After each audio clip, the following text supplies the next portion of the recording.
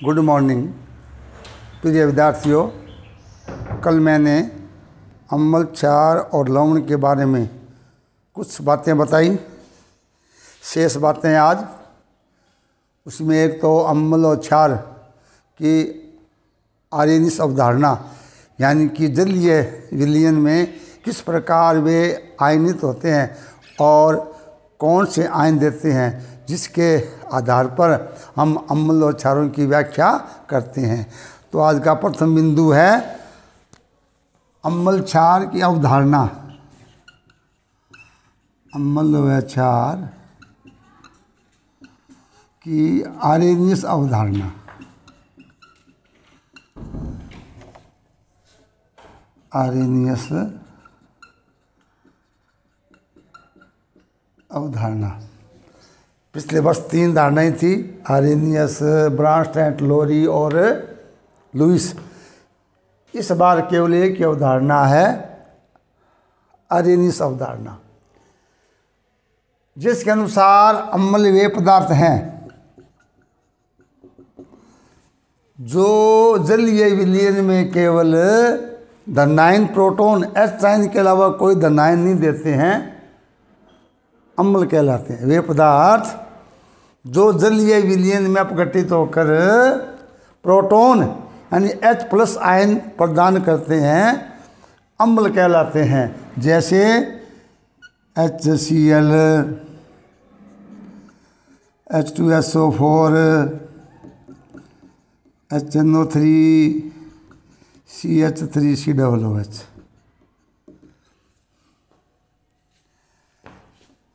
HCl जल में मिलाएंगे क्या देगा, H टूट जाएगा H आयन और Cl आयन में। सल्फ्यूरिक अम्ल भी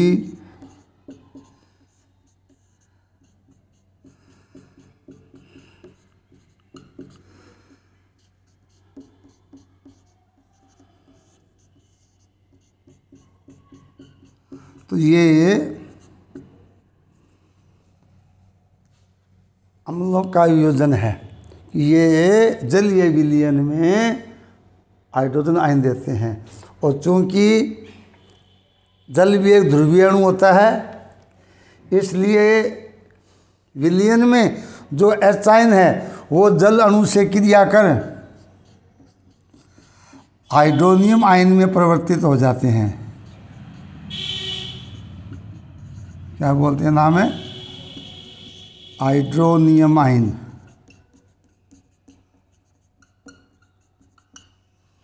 तो ये परीक्षा में आ जाता है कि जलीय विलयन में हाइड्रोजन आयन किस रूप में उपस्थित रहते हैं। आंसर क्या आ जाएगा, हाइड्रोनियम आयन के रूप में। ऐसे ही क्षार है,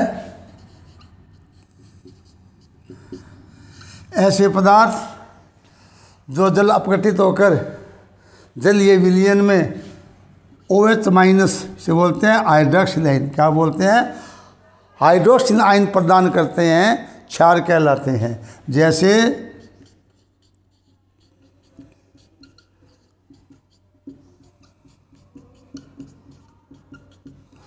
ये सारे क्षार है। कल मैंने बताए थे ये 2 प्रबल क्षार है, ये दुर्बल क्षार है। तो जलीय विलयन में सोडियम हाइड्रोक्साइड, सोडियम आयन और OH आयन। पोटेशियम हाइड्रोक्साइड जलीय विलयन में K+OH-। Ammonium hydroxide, ammonium ion और OH आयन। OH आयन भी क्या होते हैं, जलीय विलयन में जल अणु से क्रिया कर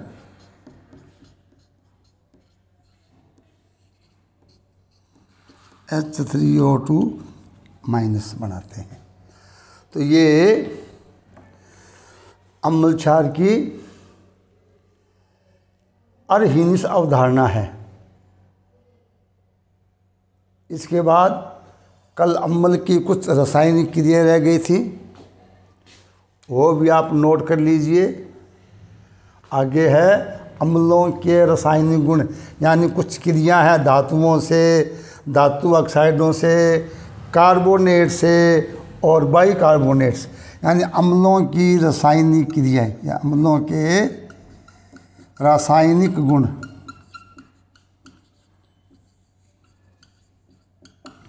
कल हमने 2 गुण बताए थे धातु, जैसे Zn है, Mg है, Fe है। तो अम्ल, तनु अम्ल धातुओं से क्रिया करके उनके लवण और H2 गैस देते हैं, जैसे Zn plus H2SO4, zinc sulphate और hydrogen, Mg plus 2HCl change MgCl2 plus H2, Mn plus 2HNO3 change. तो ये धातुओं के साथ क्रिया है, अम्ल धातुओं से क्रिया कर उनके लवण और H2 गैस देते हैं। दूसरा था धातु oxide,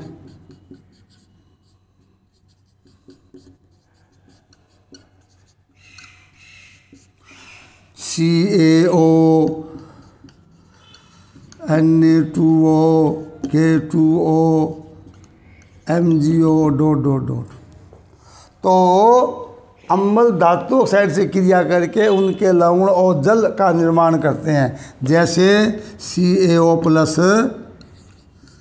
HCl, CaCl2 plus H2O, MgO plus H2SO4 change MgSO4 H2O, Na2O plus 2HCl change 2NaCl plus H2O। तीसरा है कार्बोनेट और बाइकार्बोनेट।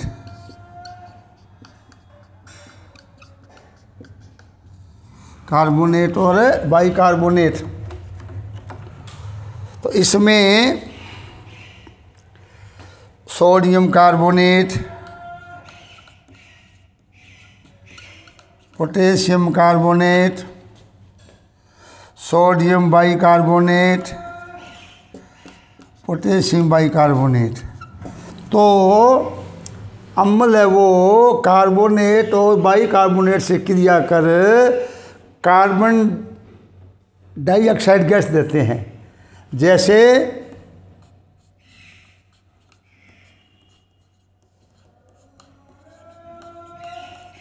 इससे क्या बनेगा, सोडियम क्लोराइड, CO2 और H2O। इसी प्रकार sodium bicarbonate plus H2SO4 change sodium sulphate plus CO2 plus H2O। अब CO2 गैस क्या खासियत है, जब इसे चूने के पानी में लाइम वाटर में प्रवाहित करते हैं उसे दूधिया कर देती है, और अधिक देर तक प्रवाहित करते हैं दूधियापन गायब हो जाता है। तो ऐसा क्वेश्चन आ जाता है CO2 के बारे में। तो ये थे अम्लों के रासायनिक गुण। बिंदु आता है सूचक, इंडिकेटर, जो किसी चीज़ की सूचना दे। तो यहाँ रसायन विज्ञान में सूचक ऐसे पदार्थ होते हैं जो विलयन अवस्था में रंग परिवर्तन द्वारा किसी अभिक्रिया के पूर्ण होने का संकेत देते हैं, उन्हें सूचक कहते हैं। फिर सुन लीजिए, ऐसे पदार्थ जो विलयन अवस्था में किसी रासायनिक अभिक्रिया के पूर्ण होने का संकेत देते हैं, यानी रंग परिवर्तन के द्वारा अभिक्रिया के पूर्ण होने का संकेत देते हैं, उन्हें सूचक कहते हैं। रंग परिवर्तन के कारण अम्लीय माध्यम रंग अलग होता है और क्षारीय में अलग होता है, यानी कि रंग परिवर्तन के द्वारा अभिक्रिया के पूर्ण होने का संकेत देने वाले पदार्थों को सूचक कहते हैं। सूचक दो प्रकार के होते हैं, प्राकृतिक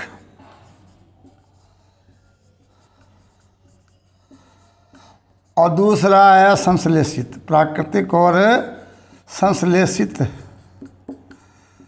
सूचक।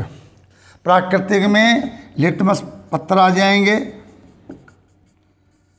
और हल्दी, ये आ जाता है कि सूचक से कहते हैं। दो प्राकृतिक सूचक लिखिए। तो लिटमस का हमने पहले आपको बता दिया गया है कि दो प्रकार के होते हैं, नीला लिटमस और लाल लिटमस। अम्लीय अम्ल क्या करते हैं, नीले लिटमस का रंग लाल कर देते हैं और क्षार लाल लिटमस को नीला कर देते हैं।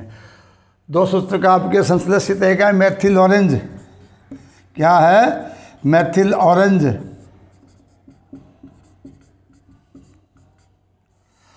और दूसरा है फिनोल्फथलीन।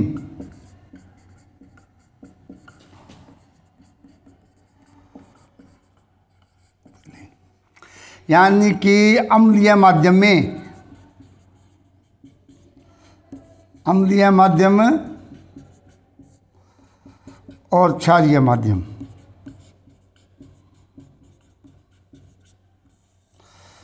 तो HBH क्या होता है फिनोल्फथलीन, और MEOH क्या होता है मैथिल ऑरेंज। तो फिनोल्फथलीन अम्लीय माध्यम क्या होता है, ये रंगहीन होता है। फिनोल्फथलीन अम्लीय माध्यम में रंगहीन, और क्षारीय माध्यम में ये क्या देता है, गुलाबी विलयन, गुलाबी विलयन। मतलब अम्लीय माध्यम में सूचक डाल देंगे फिनोल्फथलीन, क्षार मिलाएंगे, जो ही क्षार की मात्रा एक कण भी ज़्यादा हो जाएगा तो ये जो भी माध्यम क्षार होगा तो ये रंगहीन विलयन गुलाबी विलयन में परिवर्तित हो जाता है। रंगहीन से जो रंग गुलाबी आ जाता है वो सूचक का कार्य करता है। कौन है, HPH। ऐसी मैथिल ऑरेंज अम्लीय माध्यम में ये पीला होता है, क्या होता है पीला, और क्षारीय में लाल हो जाता है। तो ये रंग परिवर्तन के द्वारा अभिक्रिया के पूर्ण होने का संकेत देते हैं। इन पदार्थों को सूचक कहते हैं। तो 2 नंबर का आ जाता है, सूचक से कहते हैं। कितने प्रकार के होते हैं, उदाहरण दीजिए। तो ये परिभाषा, इनके प्रकार और उदाहरण। तीसरा बिंदु आता है पीएच मान। थर्ड बिंदु क्या है, पीएच मान। PH value, pH value. तो पीएच मान किसी विलयन की प्रकृति को दर्शाने के लिए है। हमने कल बताया था कि नीले और लाल लिटमस के द्वारा विलयन की पहचान की जाती है। विलयन दिया गया है, नीला लिटमस डालते हैं, अगर वो लाल हो जाए तो विलयन अम्लीय है, और यदि नीला लिटमस लाल लिटमस नीला हो जाए तो वो क्षारीय विलयन है। अब क्या है, बहुत दुर्बल अम्लीय या दुर्बल क्षारीय विलयन है, उसकी प्रकृति को हम सूचक के द्वारा भली भांति नहीं बता सकते। इसलिए एग्जिट सही कि विलयन वास्तव में कितना अम्लीय कितना क्षारीय है, इसकी व्याख्या के लिए एक मापक्रम दिया गया, जो दिया था सोरेनसन ने, यानी सोरेनसन ने एक नया मापक्रम दिया। इसे क्या कहते हैं? सोरेनसन नाम है। सोरेनसन नामक वैज्ञानिक ने एक मापक्रम दिया जो विलयन की अम्लीय, क्षारीय, उदासीन प्रकृति को बताता है। उसे क्या कहते हैं? पीएच मान। और इसका परिभाषा क्या होती है? पीएच बराबर -log H, यानी ये हो गया ऋणात्मक लघु गुणांक। कोश का मतलब क्या होता है? सांद्रता।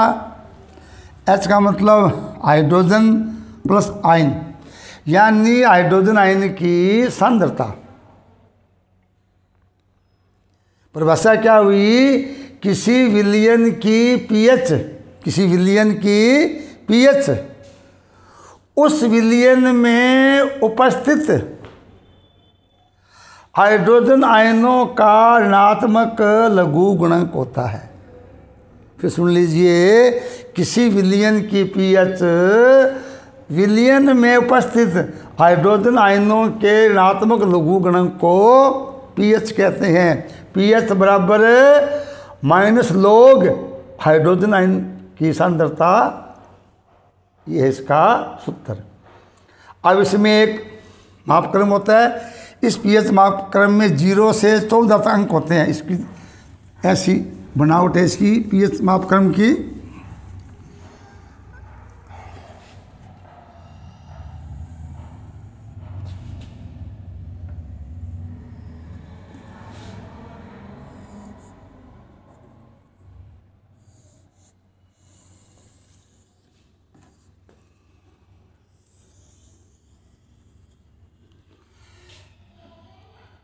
यहाँ होती है 7, यहाँ 0 और यहाँ 14, यानी कि इसमें 0 से लेकर 14 तक अंकन होता है। तो 0 से 7 तक होता है, इसमें अम्लीय H साइन क्या होता है? H साइन, और इधर होता है O साइन, यानी कि पीएच का मान 7 से कम है तो विलयन क्या होगा? अम्लीय। क्या होगा? अम्लीय। और पूरी भी 7 है, विलयन क्या होगा? उदासीन। और 7 से ऊपर है तो विलयन क्या होगा? क्षारीय। यानी ये पीएच मापक्रम होता है। जैसे थर्मामीटर होता है, ऐसे ही एक मीटर होता है। इसमें यहाँ 14 होते हैं, यहाँ 0 होते हैं, और 7 ये होते हैं। ये है। तो अगर पीएच का मान 14 है तो वो क्या होता है? परबल क्षार। क्या होता है? परबल क्षार। NaOH की पीएच सबसे अधिक 14 होती है। और 0 है वो होता है HCl। HCl अम्ल की पीएच क्या होती है? 0। ये क्या? परबल अम्ल। क्या होता है? परबल अम्ल। अगर पूरी 7 है पीएच उदासीन। 7 और 14 के बीच में है क्षारीय विलयन। 7 से बिलो है अम्लीय विलयन। तो ये इस प्रकार एक मापक्रम होता है। इसको उस विलयन में डाल देते हैं और पीएच का मान पढ़ लेते हैं। इसका उपयोग मृदा के परीक्षण में देखा होगा। आजकल ज़िले में एग्रीकल्चर के लिए मृदा के पीएच के लिए लेबोरेटरियाँ बनी होती है। मृदा में कितनी पीएच अम्लीय, क्षारीय है, उसमें मृदा में किसकी कमी है, किसकी ज़्यादा है, इसके लिए मृदा का परीक्षण करते हैं। कैसे करते हैं? मृदा को लेकर उसमें पानी डालते हैं। पानी उसमें मृदा घुल जाती है। उस जो पानी मृदा का इसको एक बोतल में भरकर लेबोरेटरी में ले जाते हैं, जहाँ पर चेक करते हैं पीएच। तो अम्लीय क्षारीय वो पहचान हो जाती है। अगर मृदा अम्लीय है तो उसमें क्षारीय पदार्थ मिला देते हैं। अगर क्षारीय मृदा है तो अम्लीय पदार्थ मिलाने से मृदा की पीएच क्या लगभग 6.5 या 7 रहनी चाहिए। दूसरा, दांतों का क्षय रोकने में पीएच का योगदान है। हमारे दांतों में इनेमल होती है। जब भोजन करते हैं तो भोजन करने के बाद मुंह अच्छी तरह साफ नहीं करते, उसमें भोजन के कुछ कण रह जाते हैं और वो मुंह में जो जीवाणु होते हैं उनके द्वारा उनका विखंडन होता है, तो वो पीएच का मान घटा देते हैं। जो ही पीएच 5 के आसपास रह जाती है तो ये दांतों का जो इनेमल है वो नष्ट होता है। इसलिए भोजन करने के बाद अच्छी तरह से माउथ वॉश से मुंह धोना चाहिए। जैसे अपने ब्रश है उससे, कोलगेट है, जो भी है, भोजन के करने के बाद मुंह को अच्छी तरह साफ रखना चाहिए ताकि उसमें कोई भोजन के कण रह नहीं जाए, नहीं तो दांत बहुत जल्दी खराब होते हैं। तीसरा, ये जो विषैले जानवर है, बिच्छू है, मधुमक्खी है, इनमें फार्मिकम्मल होता है, जो डंक उसमें जहर होता है, ऐसा होता है फार्मिकम्मल, तो उसकी पीएच 7 से कम होती है। जब ये जानवर मनुष्य को काटता है तो उसमें भयंकर दर्द होता है, इसलिए उस दर्द को दूर करने के लिए क्षारीय पदार्थ सोडियम बाइकार्बोनेट का उपयोग करते हैं।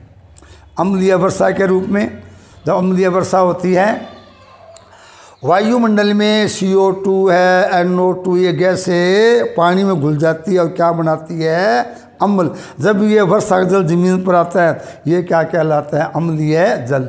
इसकी पीएच भी 4.5 या 5 के करीब हो जाती है। और ये अम्लीय जल अगर किसी तालाब में या मृदा में एकत्रित हो जाए तो वहाँ मृदा में अम्लीयपन आ जाता है और वो पौधों की उपज को या वहाँ जीवों को, जो पानी में जीव है, उनको प्रभावित करता है। तो पीएच के आधार पर कुछ ये गणनाएं भी है। तो ये है आज के 2 टॉपिक करा दी। एक तो कहने का सूचक, दूसरा पीएच। अब इसमें रह गया कुछ रासायनिक यौगिक। वैसे तो मैंने पहले छुट्टियों से पहले हमने ये सारा टॉपिक पाठ करवा दिया है, फिर कल मैं थोड़ा उसको समझा दूंगा। उसमें 6 पदार्थ है, कौन कौन से, sodium chloride, sodium hydroxide, sodium carbonate, down soda बोलते हैं, बेकिंग सोडा, सोडियम बाइकार्बोनेट, विरंजक चूर्ण और POP। इसके अलावा साबुन और अपमार्जक पाठ्यक्रम में नहीं है। तो कल आपको मैं इन 6 पदार्थों के बारे में, उनकी बनाने की समीकरण, 2-2 गुण, 2-2 उपयोग, यही प्रश्न 1 नंबर या 2 नंबर का आ जाता है। Thank you.